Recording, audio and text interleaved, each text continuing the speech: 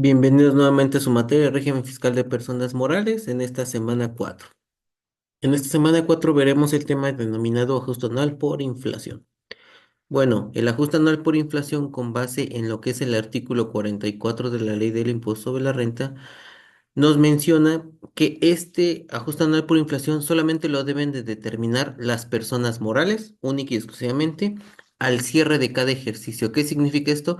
Que obviamente cuando nosotros vamos a elaborar o vamos a determinar el impuesto sobre la renta anualizado.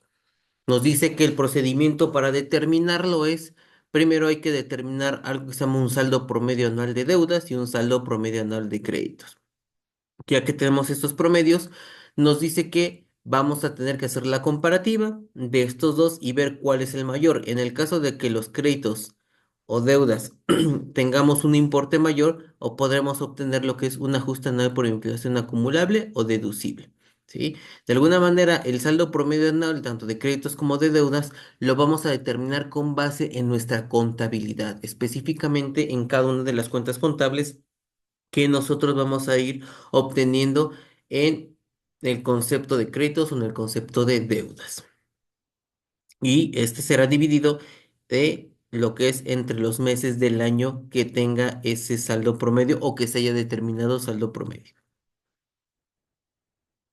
Ok, aquí es donde yo les pongo que cuando las deudas se consideran mayores que los créditos, obtendremos un ajuste anual por inflación acumulable. Cuando mis deudas sean menores que los créditos, obtendremos lo que es un ajuste anual por inflación deducible. Nos dice también que una vez que tengamos esos saldos promedios, nosotros de alguna manera ya al tener la comparativa entre el mayor y el menor, nos dice que ese resultado que tengamos lo vamos a multiplicar por algo que se llama un factor de ajuste anual, el cual será prácticamente de obtenerlo desde el INPC, desde el último día del ejercicio anterior y hasta el último mes del ejercicio de que se trate. O sea, significa que si yo estoy determinando el ajuste anual por inflación de 2024, yo voy a dividir lo que sería mi último mes del ejercicio, que es diciembre de 2024, entre el último mes del ejercicio anterior, que sería diciembre de 2023. A ese resultado, yo le voy a restar la unidad que es uno para yo obtener un factor de ajuste.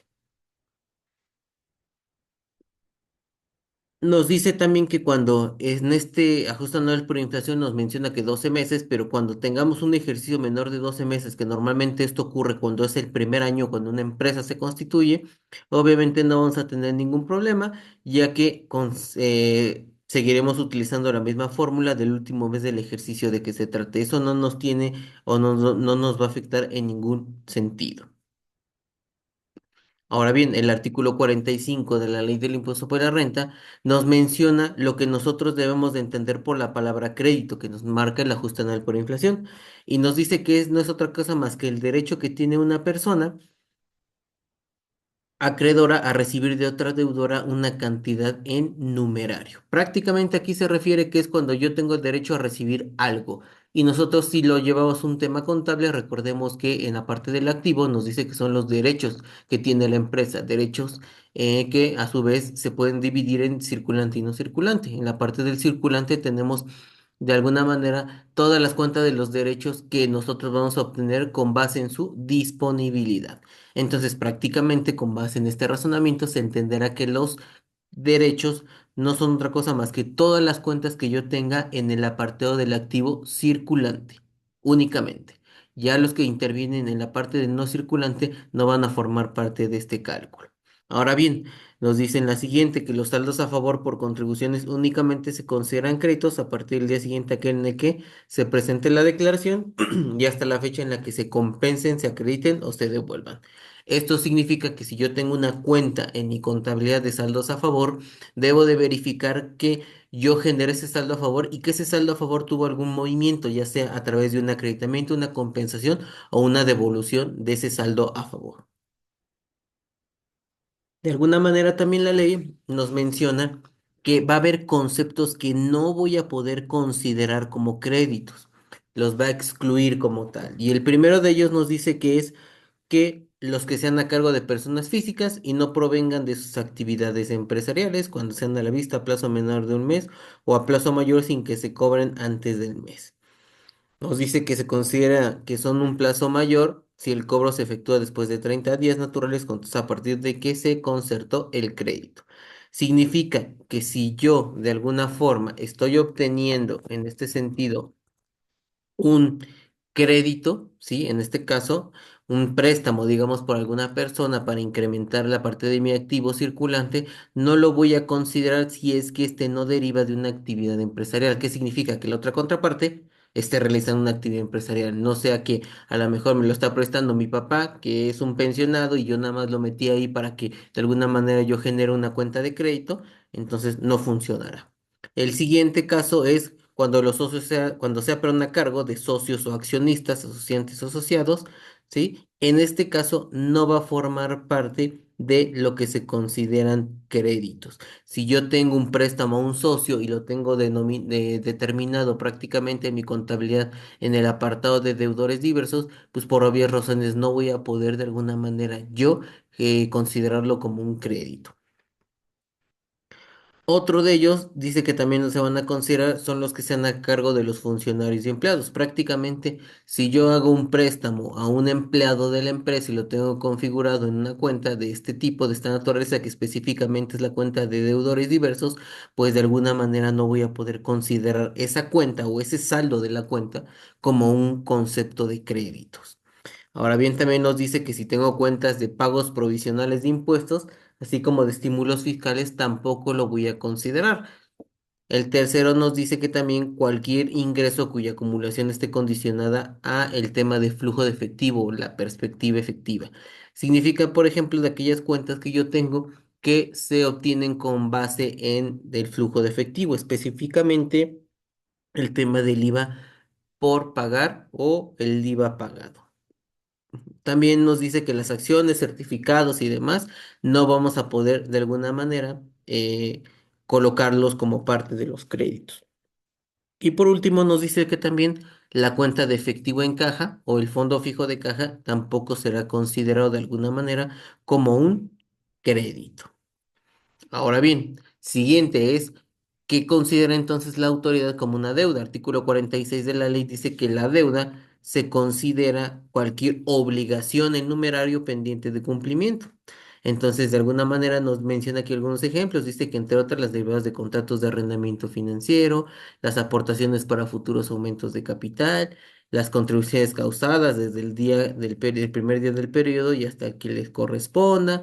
También son deudas los pasivos y reservas de activo y pasivo y capital que sean o no hayan sido deducibles. Entonces, de alguna manera, si en el tema de los créditos hablábamos que es la parte del activo, para el tema de las deudas estamos hablando que es la sección del pasivo circulante. Todas las cuentas de pasivo circulante son las que nosotros vamos a considerar como una deuda para efectos fiscales. Solamente que ojo con este último párrafo, dice que en ningún caso se consideran deudas las originadas por partidas no deducibles en los términos de las fracciones 1, 8 y 9 del artículo 28. Si yo caigo y tengo registrado dentro de mi pasivo alguna cuenta que cae en este supuesto de estas tres fracciones del artículo 28, entonces también la tendría que excluir y no formará parte de las deudas de la empresa. Aquí puse nuevamente una tabla de lo que son los INPCs y tengo aquí un pequeño ejemplo para que entendamos cómo se determina esta parte. Dice, la empresa Los Solo S.A. desea determinar al cierre del ejercicio de 2020 su ajuste anual por inflación para saber si obtuvo un ajuste acumulable o deducible, para lo cual tenemos los siguientes datos. Tenemos caso uno y caso 2. ¿Por qué? Caso uno cuando tenemos un ajuste anual por inflación deducible y caso 2 cuando tengamos un ajuste anual por inflación acumulable. En el primer caso tenemos entonces nuestro saldo promedio anual de créditos, que son 131,000, un saldo promedio anual de deudas, ya analicé y aquí ya tengo mi acumulado y mi promedio de deudas y créditos, por lo cual traigo una diferencia de 6,560 pesos. Esto lo multiplicaré por el factor de ajuste para que me dé un resultado, pero ¿cómo determina el factor de ajuste? Lo tengo aquí abajo. Me dice que el factor de ajuste, recuerden que tengo que actualizarlo desde el último día del mes del ejercicio anterior hasta el último mes del ejercicio de que se trate. Estamos hablando que con base en la lectura es ejercicio 2020, por lo cual entonces tendrá que ser ejercicio del que se trate 2020, último mes, diciembre. Ejercicio anterior, 2019, último mes, diciembre. por lo cual lo sustituyo, obtengo un factor y este factor le resto lo que es la unidad o el número uno y obtengo un factor de ajuste que es 0,0315, que es el que estamos sustituyendo acá arriba y multiplicándolo por nuestra diferencia. Y el resultado que obtengamos es el que vamos a determinar como el ajuste anual por inflación. En este caso es deducible porque los créditos de alguna manera son mayores que las deudas, con base en la tablita que habíamos visto en las láminas anteriores. Ahora bien, caso 2. ¿Qué pasa? Tengo ahora bien mis deudas mayores, 110,000, unos créditos menores de 90,000, tengo una diferencia. Esta diferencia igual la multiplico por mi factor de ajuste que estoy determinando y obtengo un ajuste anual por inflación acumulable. Lo único es, recuerden, la reglita es aprender cuando las deudas son mayores que los créditos, es acumulable, y cuando los créditos son mayores que las deudas, es deducible. Cuando hablamos de acumulable es igual a un ingreso que se tendrá que acumular en el ISR anual, y cuando hablamos de una deducción es una deducción que se tendrá que acumular en el concepto de deducciones autorizadas. Bueno, sin más, espero que les haya servido este video y muchas gracias.